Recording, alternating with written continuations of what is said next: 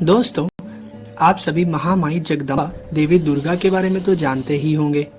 इन शक्ति स्वरूपा देवी दुर्गा ने समस्त लोगों के कल्याण के लिए तथा दुष्ट दानवों और राक्षसों का विनाश करने के लिए कई बार अपने अलग अलग रूप धारण किए थे।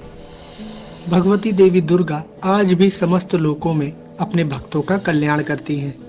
इसी कारण संसार में देवी दुर्गा के कई रूपों की पूजा की जाती है। विशेषकर नवरात्र में 9 दिन तक देवी दुर्गा के 9 रूपों की पूजा की जाती है। तो चलिए आज अपने एपिसोड में हम देखते हैं कि नवरात्रों में देवी दुर्गा के किन किन रूपों की पूजा की जाती है। दोस्तों, देवी दुर्गा को माता पार्वती का ही एक रूप माना जाता है, इसलिए नवरात्र में पहले दिन इनके जिस स्वरूप की आराधना की जाती है उसका नाम है शैलपुत्री। पर्वतराज हिमालय के यहाँ पुत्री रूप में जन्म लेने के कारण इनका नाम शैलपुत्री पड़ा था। दोस्तों, देवी शैलपुत्री अपने पूर्व जन्म में ब्रह्मा जी के मानस पुत्र प्रजापति दक्ष की पुत्री थी। तब इनका नाम सती था और इनका विवाह भगवान शंकर जी के साथ ही हुआ था। परंतु देवी सती ने अपने उस जन्म में अपने पिता के यज्ञ के हवन कुंड में अपना दाह करके शरीर त्याग दिया था। देवी सती का दूसरा जन्म शैलपुत्री के रूप में हुआ और इनका विवाह भी भगवान शंकर जी के साथ हुआ था। देवी शैलपुत्री को हम देवी हेमवती व देवी पार्वती के नाम से भी पुकारते हैं। दोस्तों, वृषभ यानी बैल पर सवार देवी शैलपुत्री के दाएं हाथ में त्रिशूल तथा बाएं हाथ में कमल सुशोभित रहता है। इनकी उपासना करने से मनुष्य को अनंत शक्तियां प्राप्त होती हैं। दोस्तों, नवरात्र के दूसरे दिन माँ दुर्गा के ब्रह्मचारिणी स्वरूप की पूजा की जाती है। यह ब्रह्म शब्द का अर्थ है तपस्या। ब्रह्मचारिणी अर्थात तप की चारिणी, तप का आचरण करने वाली। दोस्तों, देवी सती ने जब शैलपुत्री के रूप में दूसरा जन्म लिया था तब सभी मनुष्यों की तरह उन्हें भी पिछले जन्म की कोई भी घटना याद नहीं थी और उधर भगवान शंकर अपनी पहली पत्नी सती के शोक में डूबे हुए थे। तब देवताओं ने भगवान शिव को शोक से उबारने के लिए शैलपुत्री को उनकी पत्नी बनाने का विचार किया और देवर्षि नारद को शैलपुत्री के पास भेजा। देवर्षि नारद ने देवी शैलपुत्री को जब भगवान शंकर को अपना पति बनाने के लिए प्रेरित किया तब देवी शैलपुत्री ने भगवान शिव को अपने पति के रूप में प्राप्त करने के लिए हजारों वर्ष तक इतनी कठोर तपस्या की थी कि तीनों लोकों में हाहाकार मच गया था। दोस्तों, देवी शैलपुत्री की वह तपस्या बड़ी ही अभूतपूर्व थी। ऐसी कठोर तपस्या कभी कोई नहीं कर पाया था। इस कारण ही उनका नाम ब्रह्मचारिणी पड़ गया था। देवी दुर्गा के इस ब्रह्मचारिणी स्वरूप के दाहिने हाथ में जप की माला तथा बाएं हाथ में कमंडल रहता है। इनकी उपासना करने वाले मनुष्य कठिन से कठिन संघर्ष में भी अपने कर्तव्य पथ से विचलित नहीं होते हैं। दोस्तों, नवरात्र के तीसरे दिन माँ दुर्गा की तीसरी शक्ति चंद्र घंटा की पूजा की जाती है। माँ दुर्गा के इस स्वरूप के मस्तक में घंटे के आकार का अर्धचंद्र है। इसी कारण इन्हें चंद्र घंटा देवी कहा जाता है। दोस्तों, सिंह पर सवार देवी चंद्र घंटा के 10 हाथ हैं और उनके 10 हाथों में अस्त्र और शस्त्र विराजमान हैं। देवी चंद्र घंटा की मुद्रा देखने में ऐसी प्रतीत होती है जैसे कि वो युद्ध करने के लिए तैयार हैं। नवरात्र की दुर्गा उपासना में तीसरे दिन की पूजा का बहुत ही ज्यादा महत्व है, क्योंकि देवी चंद्र घंटा शीघ्र फल देने वाली देवी हैं। इनकी भक्ति करने वालों को इनकी कृपा से जल्द ही अलौकिक वस्तुओं के दर्शन होने लगते हैं, दिव्य सुगंधों का अनुभव होने लगता है तथा तरह तरह की दिव्य ध्वनियां सुनाई पड़ने लगती हैं। कहते हैं ऐसे क्षणों में भक्तों को बड़ा सावधान रहने की आवश्यकता होती है। देवी चंद्र घंटा की साधना पूर्ण होने पर अति शीघ्र फल प्राप्त होता है। माँ चंद्र घंटा अपने भक्तों के समस्त पाप और बाधाएं नष्ट कर देती हैं। दोस्तों, माँ दुर्गा के चौथे स्वरूप का नाम है कुष्मांडा। जब हमारी इस सृष्टि का कोई अस्तित्व नहीं था, चारों तरफ सिर्फ अंधकार ही अंधकार था, तब इन्हीं आदिशक्ति माँ दुर्गा ने इस ब्रह्मांड की रचना की। अंड अर्थात ब्रह्मांड को उत्पन्न करने के लिए ही आदिशक्ति ने इस स्वरूप को कुष्मांडा देवी के नाम से पुकारा जाता है। इनका निवास सूर्य लोक के भीतर के लोक में है, तभी इनके शरीर की कांति और प्रभा सूर्य के ही समान है। इनके तेज की बराबरी कोई भी देवी देवता नहीं कर सकता है। इस ब्रह्मांड की सभी वस्तुओं और प्राणियों में स्थित तेज इन्हीं की छाया है। दोस्तों, सिंह पर सवार इन देवी कुष्मांडा की 8 भुजाएं हैं, इसलिए इन्हें अष्टभुजा देवी भी कहा जाता है। इनके हाथों में कमंडल, धनुष, बाण, कमल पुष्प, अमृत कलश, चक्र, गदा और सभी सिद्धियों तथा निधियों को देने वाली जपमाला है। नवरात्र के चौथे दिन माँ दुर्गा के इसी स्वरूप की उपासना की जाती है। संस्कृत में कुष्मांड कुम्हड़े यानी कद्दू को कहा जाता है। देवी कुष्मांडा को कुम्हड़े की बलि सर्वाधिक प्रिय है, इस कारण से भी यह कुष्मांडा कही जाती है। दोस्तों, माँ दुर्गा के इस स्वरूप की उपासना बड़े पवित्र तथा स्थिर मन से कुष्मांडा देवी के स्वरूप को ध्यान में रखकर की जानी चाहिए।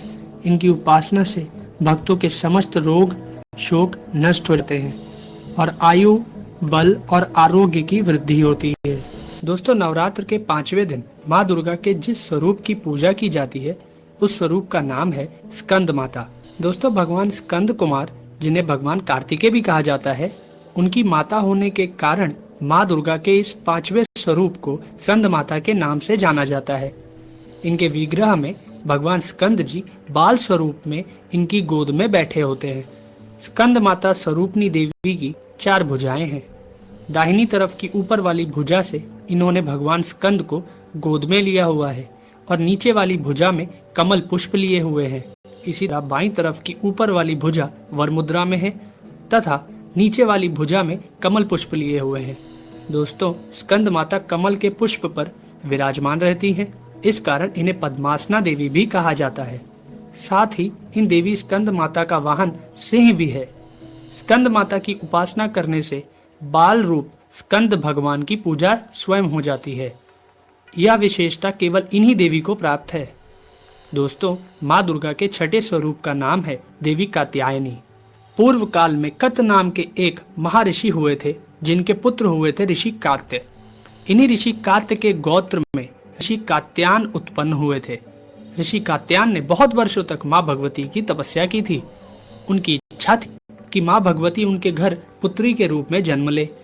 दोस्तों, कहा जाता है कि जब दैत्य महिषासुर का वध करने के लिए भगवान ब्रह्मा, विष्णु और महेश तीनों ने अपने तेज के अंश से माँ दुर्गा को उत्पन्न किया था, तब महर्षि कात्यायन ने ही सर्वप्रथम उन देवी दुर्गा की पूजा की थी। इसी कारण से देवी दुर्गा का यह स्वरूप देवी कात्यायनी कहलाया और ऐसी मान्यता है कि इन्हीं देवी कात्यायनी ऋषि कात्यायन के यहाँ पुत्री के रूप में उत्पन्न हुई थी। दोस्तों, सिंह पर सवारी करने वाली देवी कात्यायनी का स्वरूप बड़ा ही भव्य तथा दिव्य है। इनकी 4 भुजाओं में दाहिने तरफ की ऊपर वाली भुजा अभय मुद्रा में है तथा नीचे वाली भुजा वर मुद्रा में है। बाईं तरफ की ऊपर वाली भुजा में तलवार तथा नीचे वाली भुजा में कमल पुष्प सुशोभित है। माँ देवी की इस कात्यायनी स्वरूप की पूजा नवरात्र के 6ठे दिन की जाती है। माँ कात्यायनी अपने भक्तों को 4 फल अर्थ, धर्म, काम और मोक्ष प्रदान करती है। दोस्तों, नवरात्र के 7वें दिन माँ दुर्गा के कालरात्रि स्वरूप की पूजा की जाती है। देवी कालरात्रि के शरीर का रंग घने अंधकार की तरह काला है। सर के बाल बिखरे हुए हैं और इनके 3 नेत्र हैं। इनकी नाक से अग्नि की भयंकर ज्वालाएं निकलती रहती हैं। गधे पर सवारी करने वाली देवी कालरात्रि के दाहिने तरफ की ऊपरी भुजा वर मुद्रा में है तथा नीचे वाली भुजा अभय मुद्रा में है।